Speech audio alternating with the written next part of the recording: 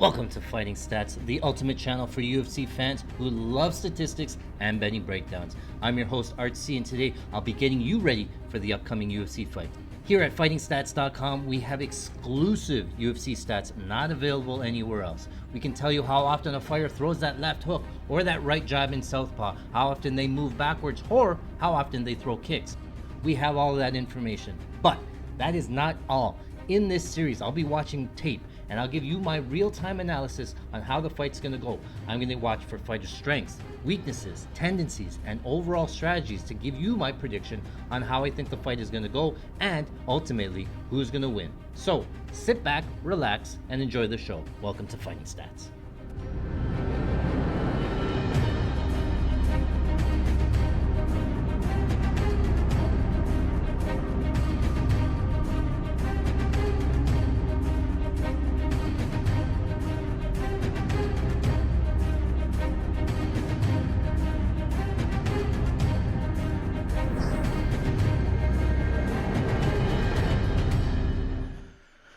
Welcome back to Fighting Stats. I'm your host, Art C, and today we are breaking down the UFC 302 fight between Roman Kopylov and Cesar Almeida. Now, this one's going to be a fun fight. If you don't know, Cesar Almeida coming over from kickboxing, taking the path like Alex Pereira, coming from kickboxing into the MMA world. Cesar Almeida fighting Alex Pereira 3 times, going to decision all 3, winning 1 and losing 2. So just to give you an idea of how good this Cesar Almeida is in kickboxing.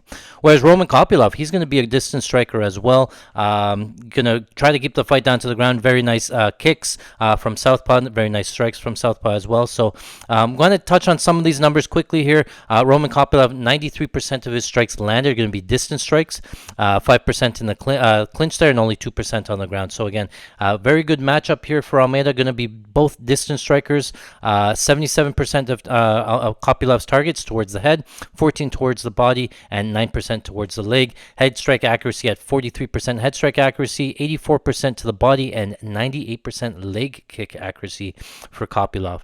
In terms of strikes thrown by round, 41, 34, and 39 strikes thrown in round 3, 34 in round 2. Strikes landed 23 in round 1, 18 in round 2, and 18 in round 3 as well. Does have 4 career knockdowns, 3 coming in round number 2, 1 coming in round number 1.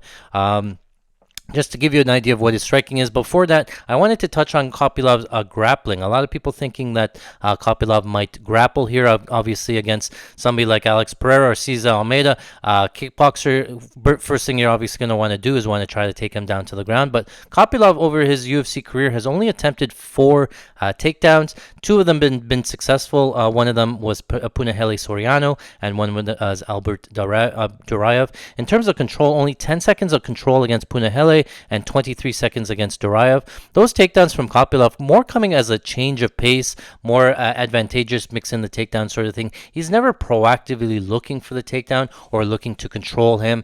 And then we've seen on the Almeida side a lot of guys trying to take him down. He has a very good pretty decent takedown defense up against the cage, but what he does over and over again is that he will butt scoot his way over to the fence, use the fence to wall walk it back up to his feet. So people have tried, not many have been successful with really controlling Cesar Almeida on the ground. So that's why I think the fight probably takes place mostly on the feet there. And so now let's get into the breakdown of the striking breakdown.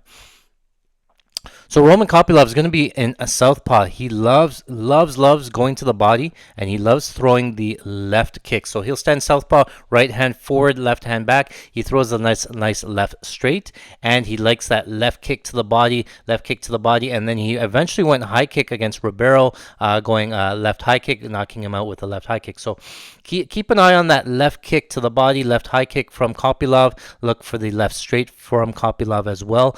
But those are the weapons that Kopylov likes to use. And you think of somebody like Cesar Almeida, who's fought Alex Pereira a couple of times, who's fought the best kickboxers in the world. is he that unfamiliar with a left body kick or a left high kick or a left straight, right? These are not weapons that Cesar Almeida hasn't seen before or hasn't had to deal with before, right? Overall, I think Cesar Almeida has actually the better kicks. He can switch from southpaw to orthodox. He'll pop the outside leg kick. He'll pop the inside leg kick. He'll pop the far leg kick. When you're in orthodox, he'll still aim for the rear leg kick. So I think the kicking game is probably going to be on the Almeida side. And then punching wise, Almeida throws with some power on both hands. He likes to come forward. He's obviously wanting to defend the takedown, so he keeps his hands a little bit lower. But in a stand-up battle, I think he can finally let loose here and land pretty good here. So Kopylov, I think, has a chin. One of the biggest factors and very important in this fight is go back and watch Roman Kopylov versus Alexander Hernandez. We have that on our channel. You can really tell that Kopylov doesn't like moving backwards, and he doesn't like the forward pressure of Alex Hernandez, especially in round number 2. You can see Kopylov slowing down a little bit, being fatigued, really trying to like push Hernandez away, give me some space, bro. I need some time to like move around. So he'll need to. Kopylov will like that space, standing at a distance, so that he can throw that left high kick, throw the left kick to the body, stay on the outside circle around. But Cesar Almeida doesn't do that. He walks forward in every single fight that he fights, coming forward, and he puts the pressure on you. So he's going to crowd the kicker here. He's not going to give Kopylov a lot of room to maneuver. I do remember one sequence in the Kopylov versus Hernandez. Kopylov moving backwards, and then he really loves that left kick so much that he jumps into a left kick and eventually opens up the sequence to get taken down and choked out by Anthony Hernandez.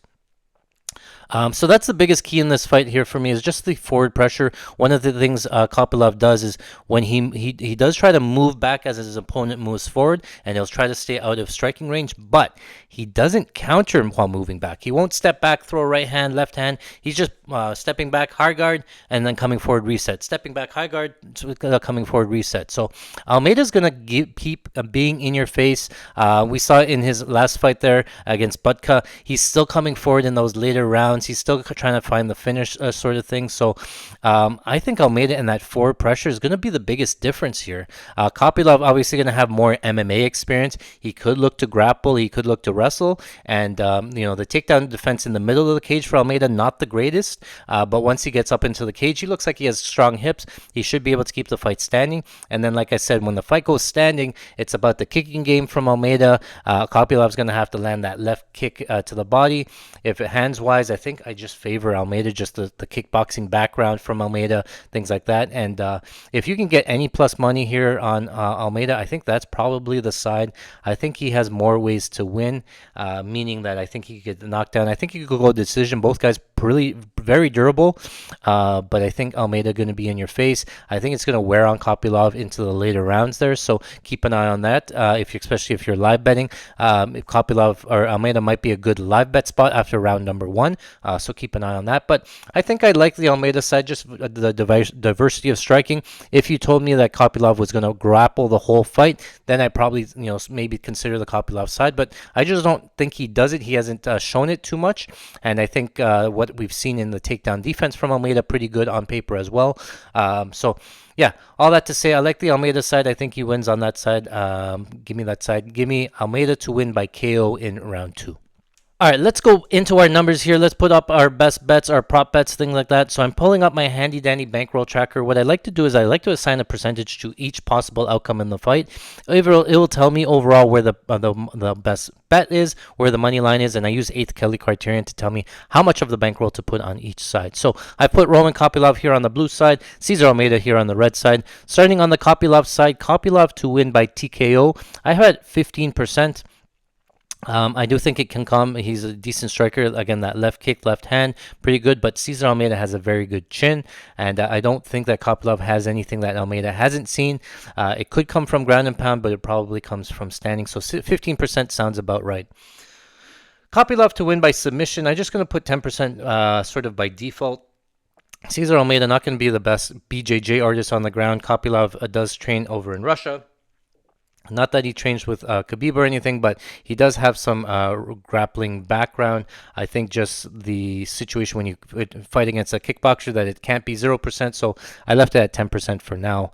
Kopylov to win by decision, also possible, probably his most likely path. 20% here, plus 400 or better. I think Kopylov will have to circle the outside, keep the distance, stay on the outside, pop his jab, pop those kicks, circle and move, circle and move. It's not likely. He just doesn't do it too much. He likes to stand there and back up, but that's probably how he does it. He mixes in the takedown, maybe some top control from takedowns, pops the kicks on the outside, moves around on the outside, wins a decision at 20%. So I think that's possible as well. Cesar Almeida to win by TKO on that side. I have it 30%. Now, the reason is that I think it's going to be the forward pressure from Almeida. He does throw hands. We've seen in his early MMA career that definitely has some power in his hands. Kopylov does have a chin, but I have it at 30%. I think it could come early if they engage into a firefight, and I think it could come late if Kopylov starts to slow down from the forward pressure of Almeida. So keep an eye on there. So Cesar Almeida to win by submission, 0%. I think that's easy. I've seen Cesar Almeida take the back of some guys, and really what he does is just goes for punches anyway. He's not locking in the hooks, not looking for a choke. I think maybe if it comes at all, it could come from a rear naked choke, but I still think it's closer to 0 than it is 5%. Easily 0% there. And then Cesar Almeida to win by decision. I think he's going to be the better technical striker. I think the leg kick's going to be a big difference. I think the forward pressure going to be a big difference, especially the eyes of the judges. So Kopylov being durable, Cesar Almeida being durable, I can see the fight going to decision, and I have him to win by decision at 25%. So total money line I have as Kopylov 45% plus 122 or better. On the Cesar Almeida side, I have 55% minus 122 or better. That's where I sort of have the lines at. Fight goes to decision. I have it 45% plus 122, and not to go to decision 55% or minus 122. Now I have compared it to the current odds. The current odds for Roman Kopylov minus 122, and again I said it's plus 122 or better, so it's showing minus 2.8 on the 8th Kelly criterion on that side. If you do like the Cesar Almeida side, I think you can still maybe get some plus money there currently. Most of the books have minus 105. I said minus 122 or better, so it's worth a play there. Kelly criterion at 8th Kelly, recommending a 1-unit play on Cesar Almeida. I don't disagree. I think Cesar Almeida, especially as the small underdog, probably has more ways to win there.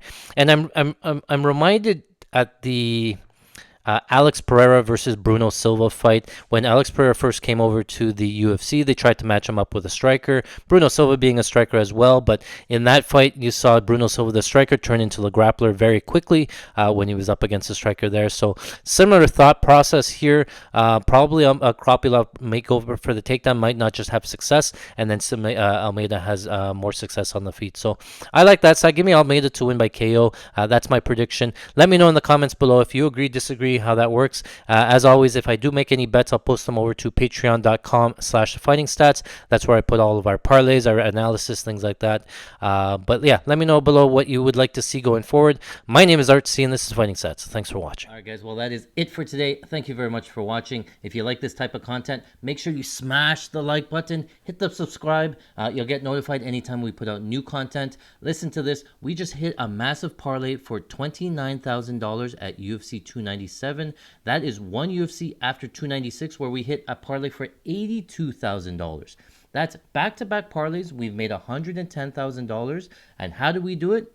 We use our exclusive fighting stats, not available anywhere else. Our exclusive fighting stats gives us information, gives us a big edge over the sportsbooks, and tell us what's going to happen within the fights. We post all that information, our breakdowns, our best bets, over at patreon.com/FightingStats. Don't miss out. Make sure you subscribe today. Again, my name is Art C. This is Fighting Stats. Thanks for watching.